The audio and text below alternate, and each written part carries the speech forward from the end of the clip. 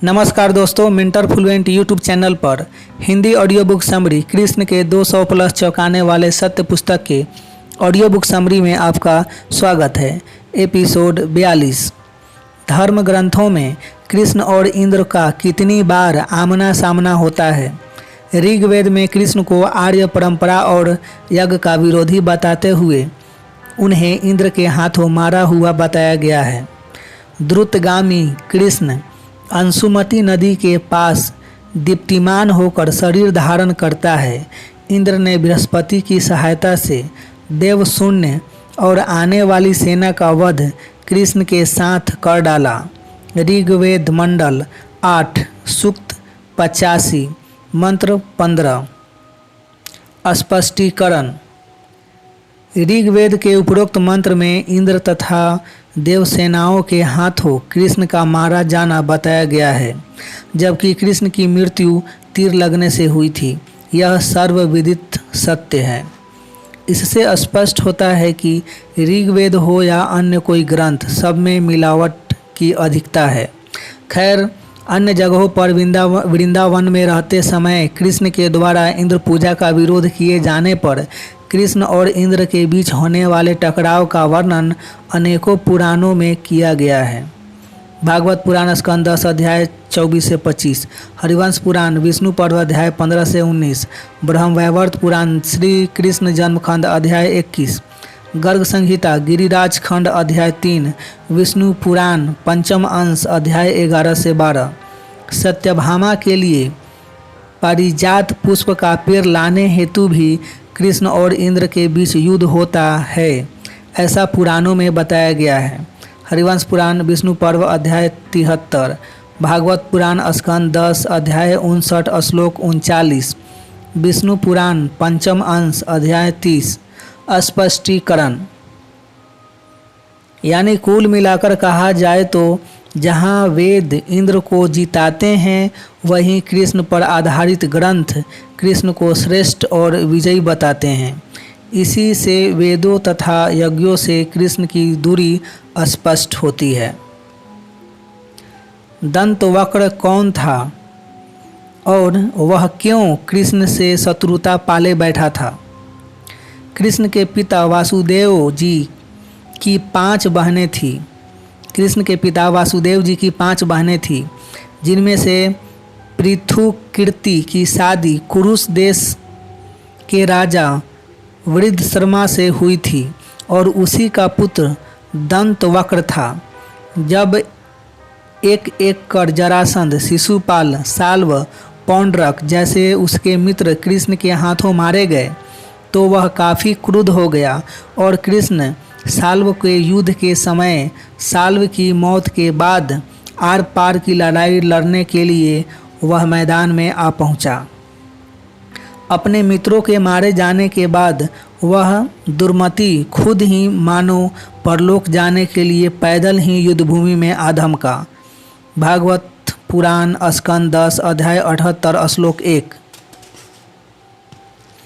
दंतवक्र ने कहा, कृष्ण, तुम मेरे मामा के लड़के हो, इसलिए तुम्हें मारना तो नहीं चाहिए, परंतु एक तो तुमने मेरे मित्रों को मार डाला है और दूसरे मुझे भी मारना चाहते हो।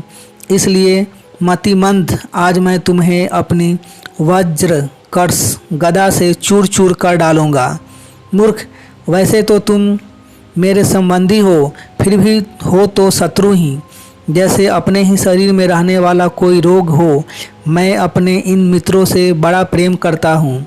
उनका मुझ पर ऋण है। अब तुम्हें मारकर ही मैं उनके ऋण से उत्तीर्ण हो सकता हूँ। भागवत पुराण स्कंद 10 अध्याय 78 श्लोक 5 से 6। परंतु कृष्ण के गदा की चोट वह सह न सका और खून की उल्टी करते हुए मर गया। भागवत पुराण स्कंद 10 अध्याय 78 श्लोक 9। क्या महाभारत का युद्ध उस समय के सभी राजाओं ने लड़ा था? तत्कालीन ऐतिहासिक ग्रंथ महाभारत में इस संबंध में यह श्लोक कहा गया है। वैशंपायन जी ने कहा, हे महाराज जन्मेजय, उस युद्ध से 2 ही वीर अलग हो गए थे, एक तो वृषणवंशी बलराम और दूसरा राजा रुक्मी। महाभारत उद्योग पर्व अध्याय 158 श्लोक 38। बलराम का पांडवों और कौरवों दोनों से बराबर स्नेह था, बल्कि कृष्ण का खुलकर पांडवों के पक्ष में आने के कारण वे स्वभावतः दुर्योधन के हिमायती हो गए थे। लेकिन फिर भी अपने छोटे भाई कृष्ण के विपरीत नहीं जा सकते थे। अपनी पीड़ा उन्होंने इस तरह बताई। बलराम बोले, भीमसेन और दुर्योधन ये दोनों ही वीर मेरे शिष्य और गदा युद्ध में कुशल हैं, अतः मैं इन दोनों पर एक साथ स्नेह रखता हूँ। महाभारत उद्योग पर्व अध्याय 159 श्लोक 33। बलराम कृष्ण के प्रति अपने स्नेह को प्रकट करते हुए बोले, मैं तो कृष्ण के बिना इस संपूर्ण जगत की ओर आंख उठाकर देख भी नहीं सकता, अतः ये केशव जो कुछ करना चाहते हैं मैं उसी का अनुसरण करता हूँ। महाभारत उद्योग पर्व अध्याय 157 श्लोक 32। बलराम बोले, इसलिए मैं सरस्वती नदी के तटवर्ती तीर्थों का सेवन करने के लिए जाऊंगा, क्योंकि मैं नष्ट होते हुए कुरुवंशियों को उस अवस्था में देखकर उनकी उपेक्षा नहीं कर सकूंगा। महाभारत उद्योग पर्व अध्याय 157 श्लोक 34। दूसरी ओर रुक्मी अपने अहंकार और हेठी भरे वर्ताव के कारण उस युद्ध में भाग न ले पाया था। वह अपनी विशाल सेना के साथ आया था और अर्जुन से कहा था कि अगर तुम्हें डर लग रहा हो तो मैं तुम्हारी ओर से लड़ूंगा। वीरों के बीच में बैठकर रुक्मी ने कुंती नंदन अर्जुन से कहा, पांडु नंदन, यदि तुम डरे हुए हो तो मैं युद्ध में तुम्हारी सहायता के लिए आ पहुंचा हूँ।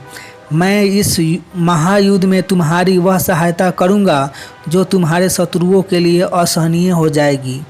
महाभारत उद्योग पर्व अध्याय 158 श्लोक 20 से 21। रुक्मी की ऐसी हेठी भरी और किसी के